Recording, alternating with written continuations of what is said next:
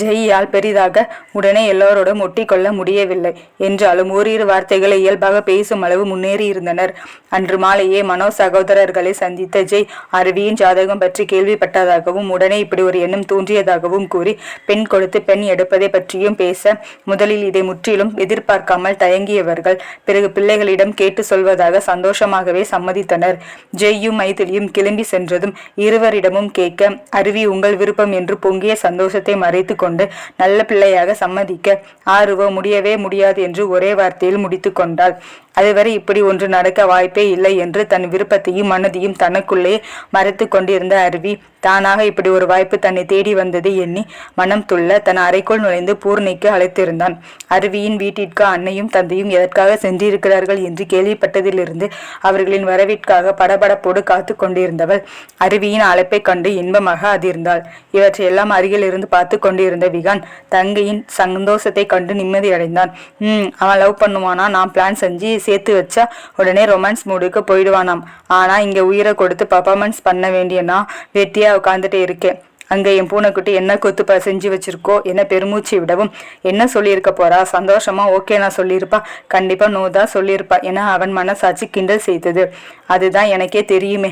ஆனா பூனைக்குட்டி உனக்கு ஒன்று ஓகேனாலும் சரி இல்லைனாலும் சரி நீ தான் என் பொண்டாட்டி, நான் ஃபிக்ஸ் ஆயிட்டேன் என மனதோடு சொல்லி கொண்டவனின் இதழில் ஒரு ரகசிய புன்னகை ஒளிர்ந்தது. இங்கு ஆறு வேண்டாம் எனவும் அவளை சம்மதிக்க வைக்க முயன்றவர்கள் அருவியின் ஜாதகத்தை காரணம் காட்ட அதற்கு அவங்க கல்யாணத்தை மட்டும் செய்யுங்க என்றால் இலகுவாக. அவங்க பொண்ணு கொடுத்து பொண்ணு எடுக்க ஆசைப்படுறாங்க என புரிய வைக்க முயல, அப்போ வேற பொண்ணை பாருங்க என்று விட்டு அங்கிருந்து அகன்றாள். இது தெரியாமல் அருவியும் பூர்ணியும் தங்கள் உலகில் மூழ்கி உரமில்லாமல் தங்கள் காதலை வளர்த்து கொண்டிருந்தனர். விருப்பம் இல்லாத பெண்ணை வற்புறுத்த விரும்பாமல் அவர்களும் அமைதியாகிவிட எப்படி இதை மைதிலி வீட்டிற்கு தெரிவிப்பது என்று புதிய குழப்பம் வந்து சூழ்ந்து கொண்டது. இதனால் இப்போது சுமூகமாகியுள்ள உறவில் ஏதாவது விரிசல் வருமோ என தயக்கம் உண்டாக தவிர்த்து கொண்டிருந்தனர். 2 நாட்கள் கடந்திருக்க இன்னும் அவர்களிடமிருந்து எந்த பதிலும் வராததிலேயே என்ன நடந்திருக்கும் என்று ஊகித்தவன் தான் களத்தில் குதிக்க வேண்டிய நேரம் வந்துவிட்டதை எண்ணி அவளை பார்க்க கிளம்பினாள். மாலை கல்லூரி முடிந்து வெளியே வந்தவள் கல்லூரி பேருந்தில் ஏறும் முன் அவளுக்கு அழைக்க புதிய எண்ணை கண்டு குழப்பமாக அட்டன் செய்து காதில் வைத்தாள். உன்கிட்ட கொஞ்சம் பேசணும், பார்க்கிங்கில் வெயிட் பண்ணிட்டு இருக்கேன் வா என்றான். அதை கேட்டு கோபம் கொண்டவள், ஹலோ யார் நீங்க என எகிற அப்போதே தன் எண்ணா கூட அவளிடம் இல்லை என்று அறிந்தவனின் பொறுமை கொஞ்சம் கொஞ்சமாக காற்றில் பறந்து கொண்டிருந்தது. ஏற்கனவே தன்னை மணக்க சம்மதிக்காத கோபம் ஒரு பக்கம் கனந்து கொண்டு இருக்க, தானே இறங்கி வந்து பேச முயன்றவனை தனக்கே தெரியாமல் வெறி ஏற்றி கொண்டிருந்தாள் ஆறு. ஒரே நாள் பார்த்து பழகின புனித்தின் எண் இருக்கும் இவளிடம் கிட்டத்தட்ட 1 வருடமாக அவனோடு பேச தெரியும். ஆனால் என் எண் கூட வைத்திருக்க மாட்டாளா என்ற ஆத்திரம் தலை துக்க, நான் விகான் என பல்லை கடித்து கொண்டு கூறியவன், இப்போ வர முடியுமா என்றான். அவனிடமிருந்து அழைப்பை எதிர்பார்க்காதவள் இவன் எதுக்கு இங்கு வந்திருக்கிறான் என்ற குழப்பத்தோடே அங்கு செல்ல காரின் கதவை அவளுக்காக திறந்து விட்டவன் கெட்டின் என்றான்.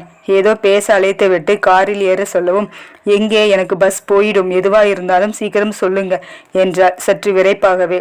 பஸ் போனா போகட்டும், நான் உன்னை வீட்டில் விடுறேன் ஏறு என்றவனை கண்டவளுக்கு ஆத்திரமாக வந்தது.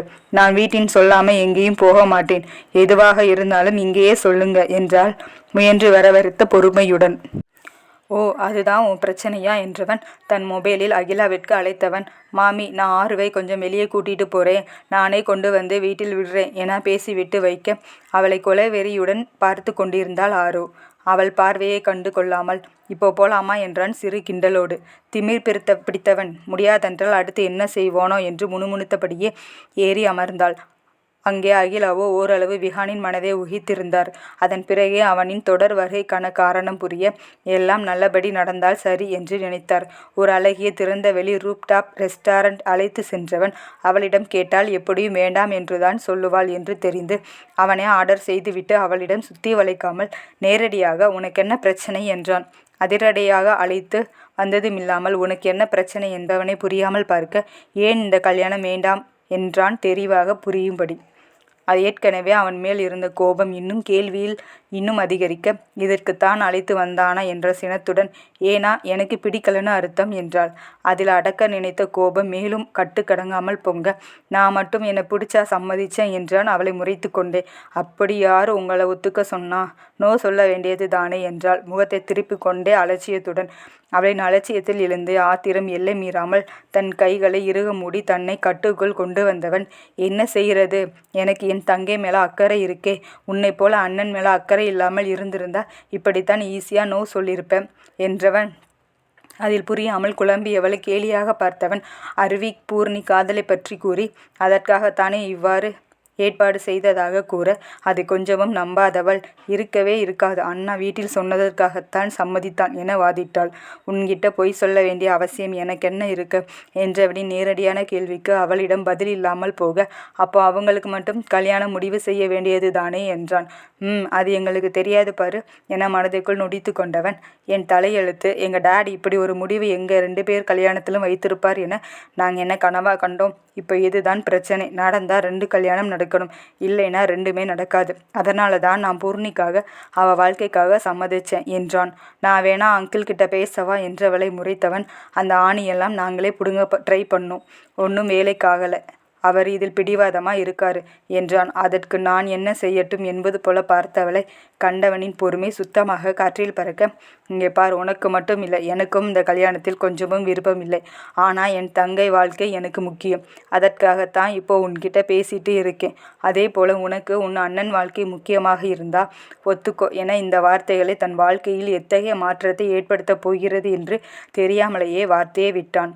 அவன் தன்னிடமே தன்னை மணக்க மறுத்த கோபத்தில் முடிவை அவளிடமே விட்டுவிட்டு ஆறுவை அழைத்து வந்து வீட்டில் இறக்கிவிட்டு சென்றுவிட, அன்று முழுவதும் அருவியை அவன் அறியாமலேயே ஆறு கவனித்ததில் விஹான் சொன்னது உண்மை என்பதும், இந்த திருமணத்தை எத்தனை ஆர்வமாக இருவரும் எதிர்பார்க்கிறார்கள் என்பதும் புரிய, எப்போதும் என்ன முடிவெடுப்பது என புரியாமல் தவித்தவள் அந்த பாசத்திற்கு கட்டுப்பட்டவள். அதிலும் இருவருமே அவள் மனதிற்கு மிகவும் நெருக்கமானவர்கள். அவர்கள் துன்பப்படுவதை தாங்கி கொள்ள முடியாதவள். அதிலும் தன்னால் அவர்கள் துன்பப்பட போவதை எண்ணி தவித்து போனாள். ஆனால் அதற்காக விஹானை மணந்து கொள்ள அவளால் உடனே சம்மதிக்க முடியவில்லை.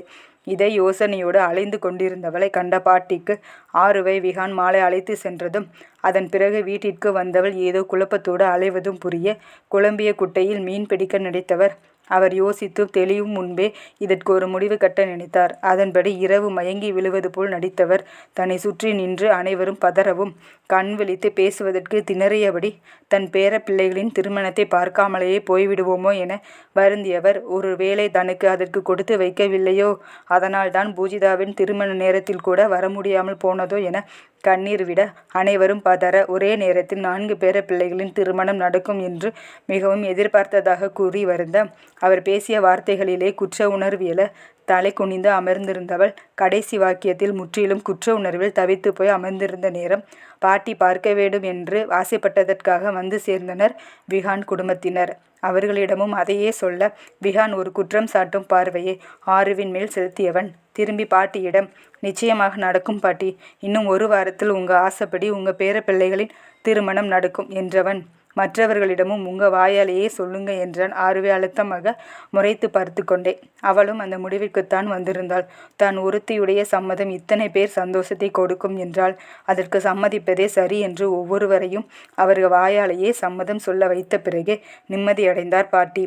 அங்கிருந்த அனைவரும் இதில் எந்தவித தடையும் இல்லாது போக அடுத்தடுத்த வேலைகள் பற்றி பேச்சு துவங்க காலம் கடத்தாமல் விரைந்து முடிக்க பாட்டி சொல்ல அதன்படியே அடுத்த முகூர்த்தத்தில் தேதி குறிக்கப்பட்டது.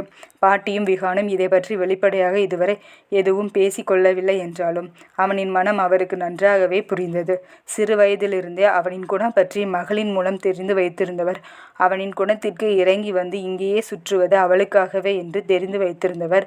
அவனிடம் ஆறுவை ஒப்படைத்தால் நிச்சயமாக அவளை உள்ளங்கையில் வைத்து தாங்குவான் என்ற நம்பிக்கை அவருக்கு இருந்தது. அதனாலேயே இப்படி நடந்து கொண்டார். ஆறுவை பற்றி நன்கு அறிந்தவருக்கு அவள் மனதை மாற்றுவது அத்தனை சுலபம் இல்லை என்று நன்கு தெரிந்திருந்தது. அதனால் அவள் பாசம் வைத்திருப்பவர்களுக்காக என்ன வேண்டும் என்றாலும் செய்வாள் என்பதை அறிந்து அதை சரியாக பயன்படுத்தி கொண்டார். பாட்டி தனக்காகத்தான் நடித்தார் என அறியாத விகான் அவருக்கு உண்மையிலேயே உடல் நலம் சரியில்லை என்று நினைத்து வருந்தினான். வேகமாக அனைத்து ஏற்பாடுகளும் நடைபெற்று கொண்டிருக்க ஆறு மட்டும் உள்ளுக்குள் ஒடுங்கி போனாள். என்னவென்று விசாரித்த நந்திவிடம் கூட தன் படிப்பையே காரணம் காட்ட அனைவரும் அதை நம்பினர்.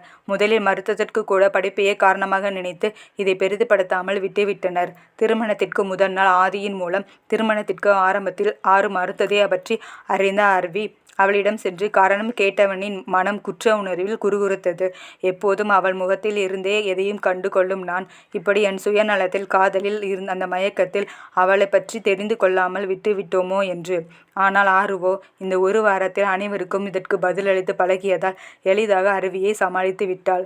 இப்படியாக ஒரு வழியாக போராடி அவளுக்கே தெரியாமல் அவளை காதலித்து கரம் பிடித்திருந்தான் விகான். இவற்றையெல்லாம் தன் அருகில் படுத்து கொண்டிருந்தவளின் முகத்தையே ரசித்தபடி நினைத்து பார்த்தவன் அவள் அருகில் நெருங்கி, சாரிடி, உனக்கே தெரியாமல் உன்னை நான் பல வழிகளில் யூஸ் பண்ணிக்கிட்டேன் நம்ம கல்யாணம் நடக்க. ஆனால் உன் மனதில் வேறு யாரும் இல்லை என்று உறுதியாக தெரிந்த பிறகு இந்த முடிவை நான் எடுத்தேன். நீ மனதாரா என்னை ஏற்றுக்கொள்ளும் நாளுக்காக எவ்வளவு காலம் வேண்டுமானாலும் காத்திருக்க நான் தயார். ஆனால் நமக்கு நடுவில் அந்த இடைவெளியில் வேறு யாரும் வருவதை நான் விரும்பவில்லை. எனக்கு சொந்தமான உன்னை வேறு யாரும் உரிமையாக பார்ப்பதை கூட என்னால் அனுமதிக்க முடியாது. அதற்காகத்தான் இந்த அதிரடி முடிவு. இப்படி என் கூடவே நீ இதுவே எனக்கு போதும். உன் மனது என்னை ஏற்றுக்கொள்ளும் வரை நான் காத்திருக்க தயார். ஆனால் எனக்கு சொந்தமானவளாக என் அருகில் நீ இருந்தால் என மெல்லிய குரலில் சொன்னவாறே அவளின் நெற்றியில் அழுத்த முத்தமிட்டான். இவை எதுவும் தெரியாமல் வழக்கம் போல நன்றாக தூங்கிக் கொண்டிருந்தவளை கண்டவனுக்கு மாலை வரவேற்பிற்கு அழகிய தேவதையைப் போல தயாராகி வந்தவளை கண்டு மயங்கி நின்ற நினைவு வர இப்போதும் அதே உடையில் உறங்குபவளை கண்டவனால் அந்த ஒரே முத்தத்தோடு நிறுத்த முடியாது போக கண்கள் கன்னம் என்று தன் முத்திரையை பதித்தவன் தன்னை அதற்கு மேல் கட்டுப்படுத்த முடியாமல் அவளிடம் இதழில் நெருங்கினான். நூலளவு இடைவெளியே நின்று அவனின் கண்களை கண்டவன் அது உறக்கத்தை தழுவியிருப்பதைக் கண்டு, இப்படி இல்லடி பூனைக்குட்டி, நம்ம ஃபர்ஸ்ட் கிஸ் நான் எப்படி அதை ஃபீல் பண்ணுறேனோ அதே போல் நீயும் அதை ஃபீல் பண்ணணும் என்றபடியே விலகினான். இவை எதுவும் தெரியாமல் உறங்கி கொண்டிருந்தவளின் நெற்றியில் செல்லமாக முட்டி, இங்கே ஒருத்தனை பைத்தியமாக்கிட்டு எப்படி தூங்குறா பாரு. அடியே, உன்னை ஒருத்தன் உனக்கே தெரியாமல் கிஸ் பண்ணிட்டு இருக்காண்டி என் குட்டச்சி, இது கூட தெரியாமல் தூங்கிட்டு இருக்கா என கொஞ்சி கொண்டான். இப்போ மட்டும் அது தெரியாமல் தூங்கிட்டு இருக்கா? கல்யாணத்துக்கு முன்னே நீ முத்தமிட்டப்பவும் கூட இப்படித்தானே தூங்கிட்டு இருந்தா என அவன் மனசாட்சி எடுத்து உரைக்க, ஹிஹிஹி, இதுவும் பல வகையில் எனக்கு வசதியாக தான் இருக்கு என்று நினைத்தவன் தினப்படி வழக்கம் போல் அவளை எடுத்து தன் மார்பில் சாய்த்து அணைத்து கொண்டு தூக்கத்தை தழுவினான். காலையில் கண் விழித்த விகான் தன் மார்பில் படுத்து தூங்கிக் கொண்டிருந்த மனையாளின் அலையில் லயத்து தன் பூனைக்குட்டியை இமைக்காது சிறிது நேரம் பார்த்திருந்தவன் ஐ லவ் யூ டி மை பொண்டாட்டி என முணுமுணுத்தபடி அவளின் நெற்றியில் அழுத்தமாக தன் முத்திரையை பதித்தான். இது தினப்படி வழக்கம்தான். சீக்கிரம் எழும் பழக்கம் உடையவன் தினமும் அவளுக்கே தெரியாமல் முத்தமிட்டே தன் நாளை தொடங்குவான். ஆரிவின் உறக்கம் கலையாமல் அவள் தலையணையில் படுக்க வைத்தவன் தன் உடற்பயிற்சி அறைக்குள் நுழைந்து கொண்டான். சிறிது நேரத்தில் அலார ஒளியில் வழக்கம் போல கண் விழித்தவள் குளித்து தயாராகி வெளியே செல்ல முயல்கையில் அவளை நிறுத்தியிருந்தான் விகான். என்ன என்று திரும்பி பார்த்தவளை உட்காருமாறு சைகை செய்ய காலையிலேயே வெளியே செல்ல கிளம்பி தயாராக ஒற்றை சோஃபாவில் கம்பீரமாக அமர்ந்திருந்தவனை கேள்வியாக பார்த்தவாறே அவன் எதிரில் இருந்த ஒற்றை சோஃபாவில் அமர்ந்தாள். வாட் நெக்ஸ்ட் என்றவனை புரியாமல் பார்க்க, புரியல என ஒரு சிறு நக்கல் தோணியில் கேட்டவன், லுக், நம்ம கல்யாணம் எப்படி நடந்திருந்தாலும் அது முடிந்து போன விஷயம். இனி என்ன எனவோ இவன் என்ன கேட்கிறான் என கண்களை விரித்து பார்க்கிறா பார், என்னமோ நான் இவளை ரொமான்ஸ் பண்ண கூப்பிட்டது போல என மனதிற்குள் நொடித்து கொண்டவன் வெளியில் தன் கெத்தை விடாமல், இது நம்ம 2 பேர் சம்மந்தப்பட்ட விஷயம் மட்டும் இல்லை, அர்வி பூர்ணி வாழ்க்கையும் இதில் சம்மந்தப்பட்டு இருக்கு. அது மட்டுமல்ல, 2 ஃபேமிலியும் சம்மந்தப்பட்டு இருக்கு என்றான் பொறுமையாக. அதுக்கு என்ன சொல்ல வருகிறான் என புரியாமல் கேட்டவனை கண்கள் சுருக்கி பார்த்தவன், ஆஹா, நீ என் பொண்டாட்டியா நடக்கணும் என்றான் தெனாவட்டாக. அதில் அதிர்ந்தவன் வாட் என்றாள். ஆருவின் அதிர்ச்சியை உள்ளுக்குள் சிரித்து கொண்டவன் வழக்கம் போல முகத்தில் எதையும் காட்டாமல் மற்றவங்க முன்னால் என்றான் அப்பாவியாக முகத்தை வைத்து கொண்டு. அவன் வார்த்தைக்கும் முகத்திற்கும் இருந்த வித்தியாசத்தில் குழம்பியவள் அவன் முகம் பார்க்க, குழப்பமா இருக்கா பூனைக்குட்டி, இதுதான் எனக்கு வேணும், நீ தெளிவே கூடாது, அதுதான் எனக்கு வசதி என மனதோடு சொல்லி கொண்டான். ஆறு விகானின் முகத்தையே குழப்பத்தோடு பார்த்திருக்க, இங்கே பார், நம்ம வாழ்க்கை நாம மட்டும் சம்மந்தப்பட்டது இல்லை. நம்ம சந்தோஷமா இல்லையான்னு தெரிஞ்சா அது நிச்சயம் 2 குடும்பங்களையும் பாதிக்கும். அருவி பூர்ணியையும் சேர்த்துதான். அப்புறம் இந்த கல்யாணம் செய்ததற்கான அர்த்தமே இல்லை. அதனால் இந்த ரூமுக்குள்ளே நீ எப்படி வேணா இரு, ஆனால் இந்த அறையை விட்டு வெளியே என் பொண்டாட்டியா இரு என்றான் விளக்கமாக. அவன் சொல்ல வருவது புரிந்தாலும் என்ன செய்ய வேண்டும் என்று புரியாமல் அவனையே கேள்வியாக பார்க்க, இந்த பச்சை புள்ளலுக்கு ஒன்றும் குறைச்சல் இல்லை என மனதில் சொல்லியவன் உதாரணமாக, நேற்று பார்ட்டியில் என்னை விட்டுட்டு தனியாக சாப்பிட்டல்ல, அதுபோல எல்லாம் செய்யாமல் லவ்விங் ஒய்ஃபாக நடக்க ட்ரை பண்ணு எனவும் ஏதோ சொல்ல முயன்றவளை கை நீட்டி தடுத்தவன், வெயிட், நீ சாப்பிட்டது தப்பில்லை, எனக்காக பசியோடு காத்திருக்கணும்னு நான் சொல்லலை. பட் என்கிட்ட சொல்லியிருந்தா நீ சாப்பிடும்போது நான் உன் கூட இருந்திருப்பேன், இல்லை கூட சேர்ந்தும் சாப்பிட்டு இருப்பேன். அது நமக்காக நடக்கிற பார்ட்டி, அத்தனை பேர் கண்ணும் நம்ம மேலே தான் இருக்கும். இப்படி மேரேஜ் ரிசப்ஷனில் தனித்தனியாக சாப்பிட்டா என்ன நினைப்பாங்க? மோரவர், என் சம்பந்தப்பட்ட விஷயம் எதுவும் வெளியே தெரியறதை நான் விரும்ப மாட்டேன் என்றான் தெளிவாக அவளுக்கு புரிய வைத்துவிடும் குரலில். அவன் சொன்னதை கேட்டவளுக்கு நேற்று தான் யோசிக்காமல் செய்த தவறு புரிந்தது. அவன் சொல்வதும் நியாயமாகவே பட்டது. குழந்தை போல் பாவமாக முகத்தை வைத்து கொண்டு அவனை திரும்பி பார்த்தவள் சரி என தலையசைத்தாள். ஆருவின் முகபாவனையை கண்டு சொக்கிய விஹானின் காதல் மனம் அவளை அள்ளி அணைத்து முத்தமிட துடிக்க அதை அடக்க படாதபடு பட்டு போனான். வெளியே அவளிடம் தன் கெத்தை விடாமல் தெனாவட்டாக அமர்ந்திருந்தவன் உள்ளுக்குள் பெரும்பாடு பட்டு கொண்டிருந்தான். இனி இதுபோல் அவஸ்தைகள் அடிக்கடி தன்னை வதைக்கும் என்று அறியாமல் இருவரும் ஒரு வழியாக கலந்து பேசி மற்றவர்களின் முன் எப்படி நடந்து கொள்ள வேண்டும் என்பதை முடிவெடுத்தனர். இனி அதன்படி நடக்க ஒப்பந்தம் செய்து கொண்டனர். கீழே இறங்கி வந்த ஆரு மைதிலியிடம் நேரம் செலவிட விஹானுடன் தன்னறையில் வேலையில் மூழ்கி போனான். ஜெய் விஹானை கண்டிப்பாக 10 நாட்கள் ஆஃபீஸ் பக்கமே வரக்கூடாது என்று தடை விதித்திருந்தார். அவரே அனைத்தையும் பார்த்து கொள்வதால் விரைவாகவே கிளம்பி சென்றிருந்தார். இவர்கள் வீட்டில் இருக்கும் மைதிலியை சமாளிப்பது ஒன்றும் இருவருக்கும் அத்தனை பெரித கடினமாக இல்லை. கொஞ்சம் கொஞ்சமாக மனமொத்த தம்பதிகள் போல் நடிக்க முயன்று அதற்கு மைதிலியை வைத்து ஒத்திகை பார்த்து கொண்டிருந்தாள் ஆரு. அடுத்த நாள் தனக்கு காத்திருக்கும் சோதனை தெரியாமல். ஆனால் விஹானுக்கு அப்படி நடிக்க வேண்டிய அவசியம் எதுவும் இல்லை. அவன் இயல்பாக தன் மனைவியோடு பழக எப்படி இவனுக்கு இப்படி இயல்பாக நடிக்க வருகிறது, எப்படி அதோடு பொருந்தி போகிறான் என வியந்து பார்த்திருந்தாள். அடுத்த நாள் ஆருவின் வீட்டில் மறுவிருந்து. இரு புதுமண தம்பதிகளுக்கும். அதற்கு அவர்கள் குடும்பத்தோடு சென்றிருந்தனர். பூஜிதாவும் தன் கணவனோடு வந்திருந்தாள். ஜெய் மட்டும் மதியம் வருவதாக இருந்தது. அருணாவும் குடும்பத்தோடு ஆஜராகியிருக்க பொழுது கொண்டாட்டமும் கும்மாளமுமாக கழிந்தது. விஹான் மட்டும் அவ்வப்போது கேட்பவற்றிற்கு மட்டும் பதிலளித்து கொண்டு அனைவர்களின் அரட்டை கச்சேரியை ரசித்து கொண்டு அமர்ந்திருந்தான். வேந்தன் எந்த பழக்கமும் இல்லாமல் விஹானோடு அமர்ந்து பேச முயன்று கொண்டிருந்தான். விஹானும் அவனிடம் எந்த ஒதுக்கமும் காட்டாமல் அவனுக்கு இன்முகமாகவே பதிலளித்து கொண்டிருந்தான். முகுந்தனும் நந்தனும் பார்வையாளராக அமர்ந்திருக்க இளையவர்களின் கும்மாளம் வானை பிளந்தது. இங்கு வந்ததிலிருந்து அருவின் முகத்தில் இருக்கும் மகிழ்ச்சியும் மலர்ச்சியும் இந்த 1 வார காலமாக அங்கு அவளிடம் பார்க்காதது. அதை பார்த்தவனின் மனம் விருப்பமில்லாதவளை தன் சுயநலத்திற்காக திருமணம் செய்து வருத்துகிறோமோ என்ற குற்ற உணர்வு கொண்டது. ஆனால் அவன் இல்லாத வாழ்க்கையை ஒரு நொடி நினைத்து பார்த்தவன் அந்த நினைவை கசக்க அதை நினைவில் கூட யோசிக்க பிடிக்காமல் தலையை உலுக்கி அதிலிருந்து வெளியில் வந்தவன் நான் செய்தது சரிதான் என நிமிர்ந்து அமர்ந்தான்.